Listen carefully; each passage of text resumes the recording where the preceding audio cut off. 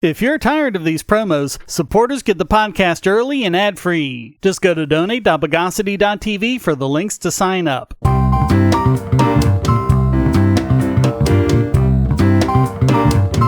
Welcome to the Bogosity podcast for the week of April 11, 2021, the podcast that invented the hand-powered chainsaw.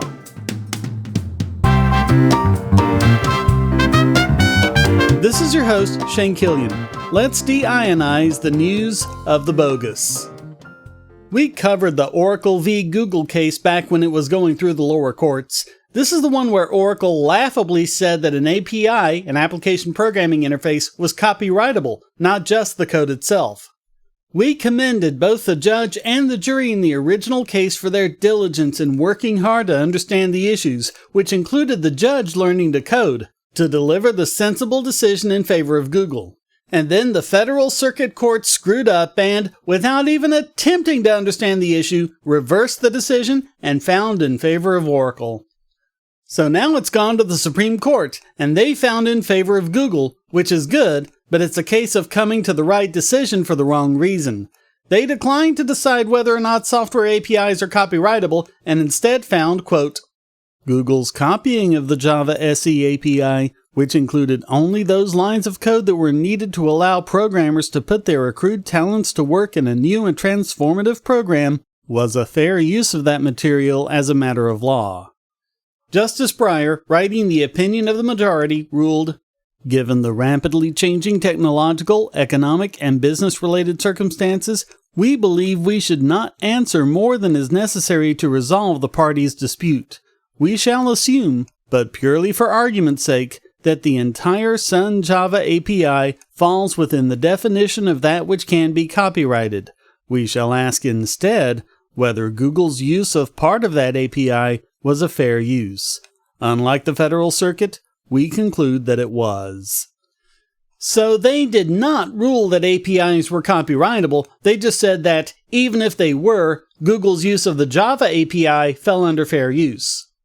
But what Google did wasn't copyright infringement at all, not because it was fair use, but because, as we've covered, we're talking about not computer code, but an API, and it's ridiculous to think of an API being copyrighted.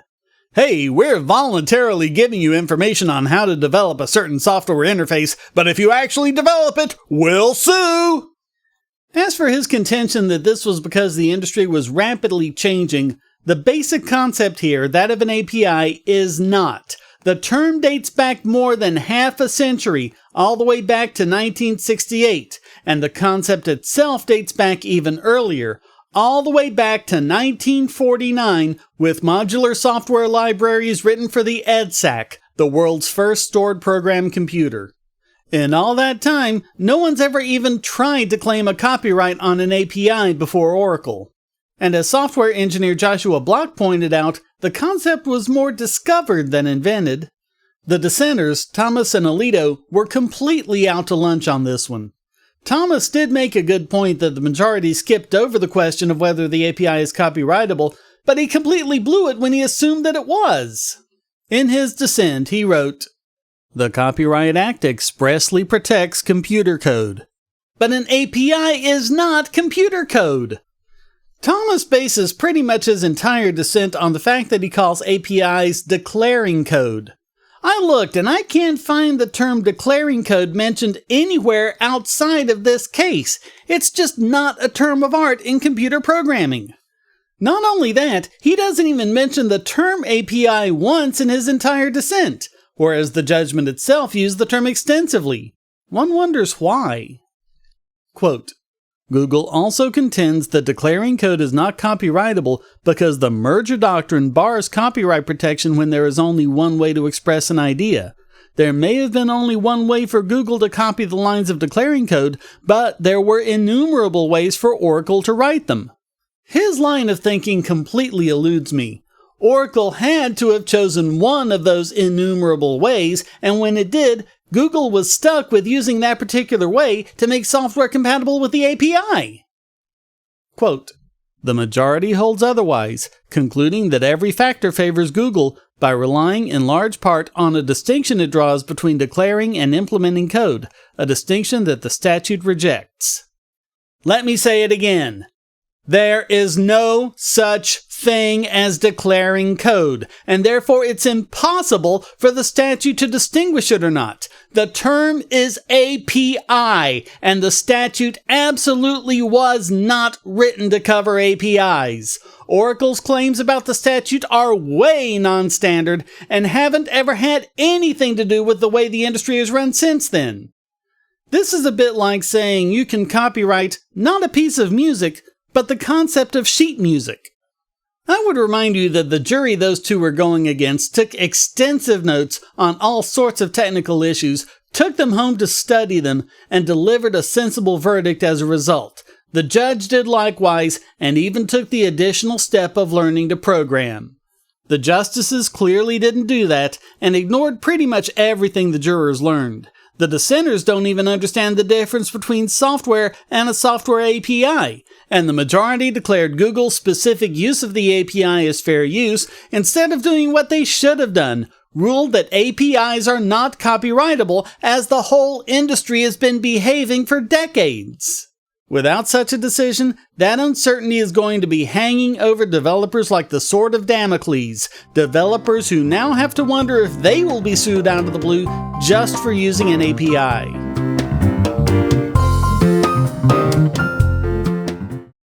If you're looking for ways to support this channel, but you don't have any spare cash and you can't stand advertisements, you can do so by generating your own cryptocurrency. Use the links at the bottom of the description to listen to the podcast and all of my videos on bittube.tv or lbry.tv to get cryptocurrency for the creator and yourself. Or if you listen to the podcast at the podcast page, you'll also generate crypto. You can also go to airtime.bogosity.tv to get the airtime extension and generate crypto for yourself and the creators on the web anywhere you go, including my YouTube channel. Get 5 tubes free just for installing the extension and signing up, and then simply browse the web as normal. Easily monetize your favorite creators and yourself with cryptocurrency without advertising on bittube.tv or lbry.tv or with the airtime extension at airtime.bogosity.tv. Back when it happened, we covered the ridiculous notion that Trump couldn't block people on his own personal Twitter account once he became president. The Second Circuit even ruled that it was unconstitutional for him to block them. Now, the Supreme Court has vacated the decision and sent it back to the lower court with instructions to dismiss it as moot. He's not president anymore, he's not even on Twitter anymore, so what do you want us to do about it? It's moot. Go away, you bother us. A finding of mootness means that the decision won't affect future judgments one way or the other. Justice Thomas wrote a concurrence with the decision, and after spending the last segment trashing him, now we're going to be complimenting him. That's how it works on this podcast. We judge the things people say based on what they say, not on who says them. Radical, I know. Thomas wrote, "Applying old doctrines to new digital platforms is rarely straightforward. Respondents have a point, for example, that some aspects of Mr. Trump's account resemble a constitutionally protected public forum. But it seems rather odd to say that something is a government forum when a private company has unrestricted authority to do away with it." And this is the same point we've been making on this podcast. When you get all triggered that Trump blocked people and go, "Wah, it's a public forum!" What sense does it make then when Twitter goes and cancels people, including Trump, you say, "Well, it's a private company, they can do what they want"? Look, either it's like a public square or a town hall, or it's like a private club who can kick out whoever they want. It's one or the other. Make up your mind. Quote, "The disparity between Twitter's control and Mr. Trump's control is stark, to say the least. Mr. Trump blocked several people from interacting with his messages. Twitter barred Mr. Trump not only from interacting with a few users, but removed him from the entire platform, thus barring all Twitter users from interacting with his messages." He mentions in a footnote that, at the time he was banned from the platform, Trump had 89 million followers. That's not just people Trump can't interact with on Twitter, That's 89 million people who can no longer interact with the president or hear from him on Twitter if that's the medium they're relying on. And we're talking about 89 million people. More people than voted for Joe Biden. He makes another of his stark predictions, quote, "Today's digital platforms provide avenues for historically unprecedented amounts of speech, including speech by government actors. Also unprecedented, however, is the concentrated control of so much speech in the hands of a few private parties. We will soon have no choice but to address how our legal doctrines apply to highly concentrated, privately owned information infrastructure such as digital platforms." As for the idea that it's a public square, quote, "The Second Circuit's conclusion that Mr. Trump's Twitter account was a public forum is in tension with, among other things, our frequent description of public forums as government-controlled spaces." So if it's run by a private company, and not even run by a private company on behalf of the government, how can it be a public forum? Quote, "For example, a government agency that leases a conference room at a hotel to hold a public hearing about a proposed regulation cannot kick participants out of the hotel simply because they express concerns about the new regulation. But government officials who informally gather with constituents in a hotel bar can ask the hotel to remove a pesky patron who elbows into the gathering to loudly voice his views. The difference is that the government controls the space in the first scenario, the hotel the latter." He concluded, "The Second Circuit feared that then-President Trump cut off speech by using the features that Twitter made available to him. But if the aim is to ensure that speech is not smothered, then the more glaring concern must perforce be the dominant digital platforms themselves. As Twitter made clear, the right to cut off speech lies most powerfully in the hands of private digital platforms. The extent to which that power matters for purposes of the First Amendment, and the extent to which that power could lawfully be modified, raise interesting and important questions. This petition, unfortunately, affords us no opportunity to confront them." Also, still no word on why Twitter can kick him off, but a baker can be forced to make a cake.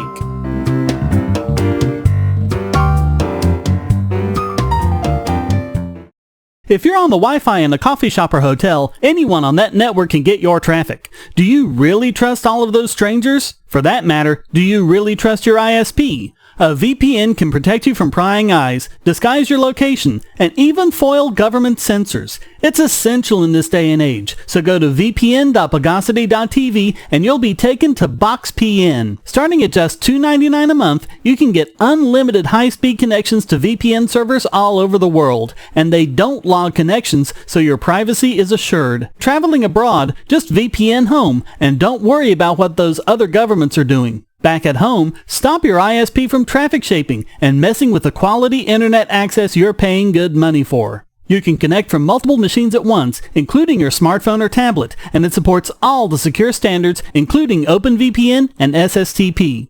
Bypass censors and surveillance with your own secure VPN connection. Go to vpn.bogosity.tv.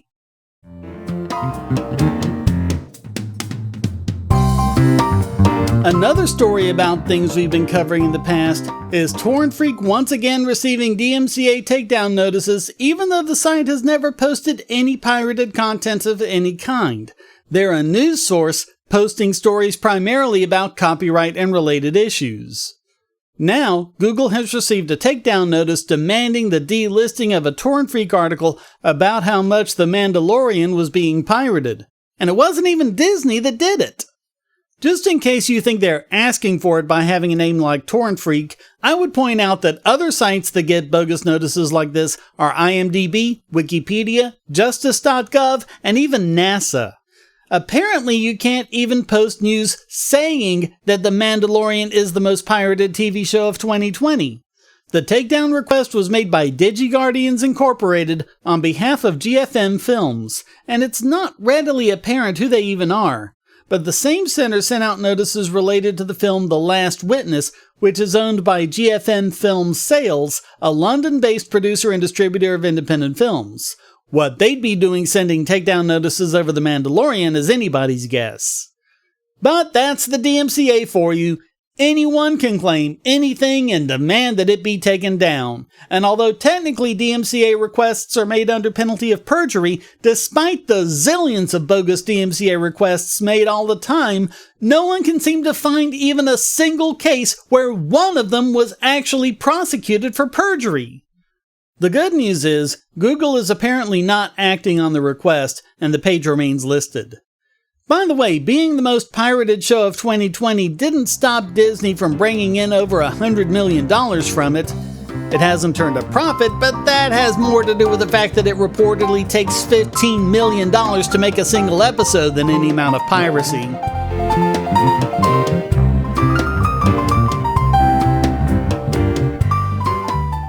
Do you have children, or nieces or nephews? Are you homeschooling, or just want to counter some of the socialist indoctrination most children get in school? If so, go to Bogosity.tv/TuttleTwins, and you'll be taken to a website where you can get some great books for elementary-age children. The Tuttle Twins books are books about liberty and free market economics that include children's versions of Bastiat's The Law, Leonard Read's I, Pencil, and Hayek's The Road to Serfdom, as well as books about the Federal Reserve and how regulations protect business cronies. They'll learn about the harm caused by eminent domain, or regulations passed in the name of safety, and fundamental concepts of liberty. And as you can see from the sample pages on the website, they're all easy to read and nicely illustrated. They're just $9.99 a piece, or get a special discount as well as free bonuses when you purchase all 5. You can even buy in bulk to donate to schools and local libraries. So get the Tuttle Twins books at Bogosity.tv/TuttleTwins.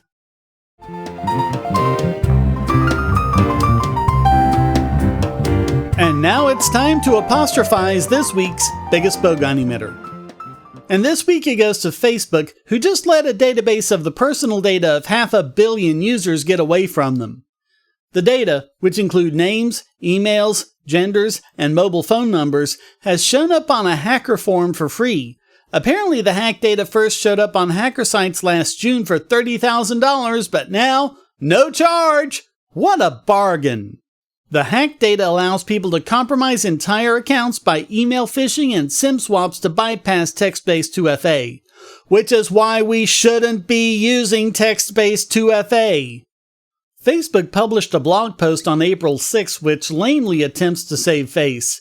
It wasn't a hack, the company says, quote, "It is important to understand that malicious actors obtain this data not through hacking our systems, but by scraping it from our platform prior to September 2019. But scraping just means you're using a bot to grab public data from a website. Their excuse actually makes them look worse. No, the data wasn't hacked. Facebook just handed it over. It's a bit like saying, they didn't break into our bank vault because we left the vault door wide open. Just like they did with Cambridge Analytica, they're trying to write off a failure of their security policy as a terms of service breach. But you don't stop hackers by saying please pretty please, and that's all the terms of service do. The data were obtained by using Facebook's contact importer. According to security expert Mikko Hipponen, quote, "Effectively, the attacker created an address book with every phone number on the planet and then asked Facebook if his friends are on Facebook." Adding to the bogosity is the fact that this was reported to them long before 2019. One security researcher tweeted, "I reported the issue to them in 2017. They said, we might tweak rate limits in the future and blamed users for not understanding their Kafka-esque piracy settings." The company also doesn't seem to be able to explain why users who deleted their accounts long before 2018 saw their info turn up in this database. If you'd like to see if your data is in this or any other breach, you can always check it at haveibeenpwned.com. The worst part is that Facebook continues to put the onus on users to secure their Facebook data for them. Quote, "While we address the issue identified in 2019, it's always good for everyone to make sure that their settings align with what they want to be sharing publicly. In this case, updating the How People Find and Contact You control could be helpful. We also recommend that people do regular privacy checkups to make sure their settings are in the right place, including who can see certain information on their profile and enabling two-factor authentication." Of course, the data couldn't have been scraped in the first place or hacked if it hadn't been there to begin with. And if the default had been security and privacy, instead of making people go through a 10-minute long process to lock everything down, even when you can figure out how to do it, things might have turned out better. So all of that makes Facebook this week's biggest Bogon emitter.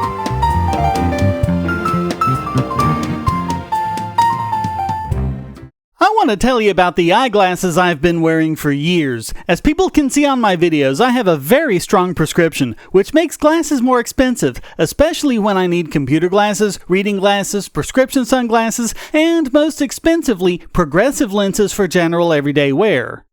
To save money while still getting quality glasses, I get them from Firmoo. In fact, I just got a pair of progressives with high-index aspherical lenses and a nice pair of frames my wife loves for just over $100. It would have been $500 to get them through my eye doctor. Not only do they look good, the glasses are durable. I've worn many pairs for several years without problems. All orders come with a 30-day return policy, a 3-month warranty, and one-on-one customer service. Go to Firmoo, that's FIRMOO.Bogosity.tv anytime you need quality glasses at a low price. Once again, that's Firmoo.Bogosity.tv.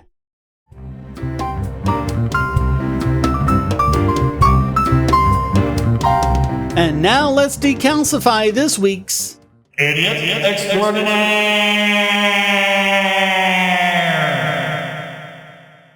And it's yet another one for the European Union. A few weeks ago, we covered their hideously incompetent COVID vaccine rollout and how they were using it as an excuse to stop AstraZeneca from shipping vaccines to Australia.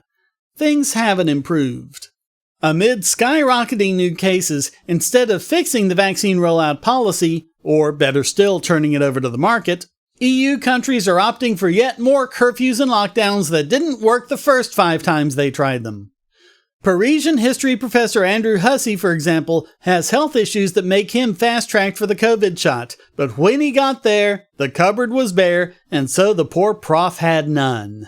He was told to go to a public vaccination center. After waiting there for an hour, he was told that they were out of doses as well. A week later, he still wasn't able to get an appointment.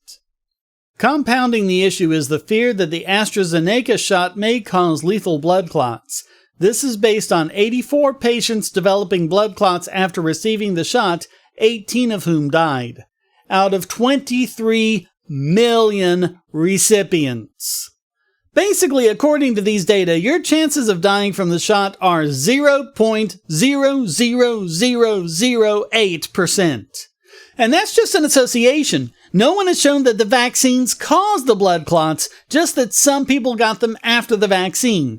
Post hoc ergo propter hoc. But that's enough, apparently, to put the brakes not only on distribution, but on a lot of clinical trials as well. At the exact same time, the European Commission is whining that AstraZeneca hasn't delivered its promised shipments. They threaten to block all exports of the shot until the company makes good on its promise, a shot that, again, they are largely blocking for bogus reasons. Austria apparently is fed up, saying they'll purchase 100 million doses of the Russian Sputnik V vaccine.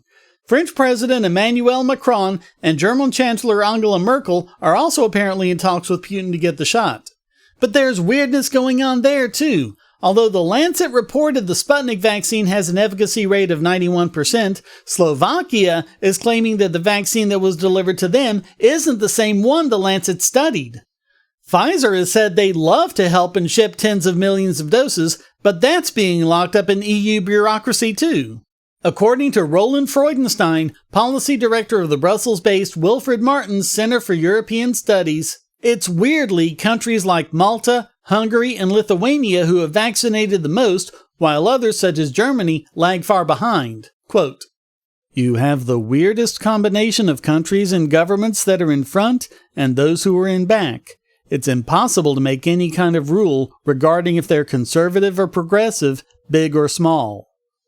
One reason might be that Hungary is already using the Russian vaccine as well as one developed in China. But other countries are saying that'll be a problem when their beloved vaccine passports get issued, since neither of them are approved by the EU.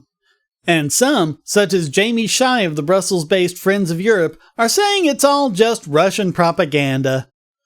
Marius Dragomir, director of the Center for Media, Data and Society in Budapest, went so far as to blame lockdown protests, even in the Netherlands, which is usually the last place you have those kinds of protests, on, get this, Brexit. Quote, "It's quite dangerous. The clashes with the UK over vaccines and exports are really coming at a very bad time. Britain is doing very well in terms of vaccines, and there's this theory that if the UK was still part of Europe, they wouldn't be able to do it that well." He went on to express fears that this may inspire other countries to leave the European Union. But you know what? Maybe they should! I've said this numerous times during COVID, and I'll say it again. How can any reasonable person trust government with anything after all this? So all of that makes the European Union this week's Idiot Extraordinaire!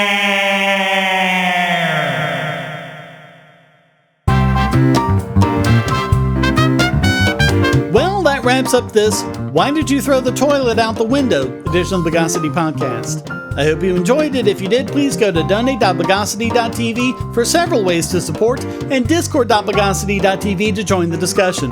Subscribe at Patreon or Subscribestar, and you can listen early and ad-free. Thank you for listening. Until next time, here's a quote from Frédéric Bastiat. "Everyone wants to live at the expense of the state. They forget that the state lives at the expense of everyone." The Bogosity podcast is licensed under Creative Commons Attribution Non-Commercial No Derivatives 4.0 International License.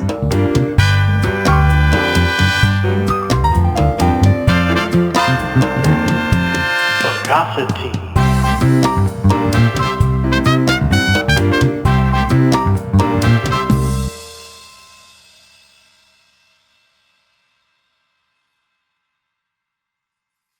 We live in a world where light bulbs connect to the internet, and recent attacks on them prove that your online security is under threat like never before. Not only your websites, but the internet-enabled devices you buy. And the biggest problem is weak passwords. That's why you need LastPass. LastPass allows you to randomly generate strong, unique passwords on the web and on your internet-enabled devices, all protected by one master password. LastPass sets up in minutes and gives you secure automatic logins throughout the web, synchronizing across all your browsers, all your computers, and even your mobile devices, at home, at work, or on the road. It even securely stores sensitive form data, including credit card numbers, backup sensitive documents, software licenses, Wi-Fi logins, and more. And with LastPass Premium, you can get these benefits on other applications, manage passwords for your entire family, and also get priority customer support. Sign up at password.bogosity.tv for a free month of LastPass Premium. Log in securely everywhere using the last password you'll ever have to remember. Go to password.bogosity.tv and get LastPass now.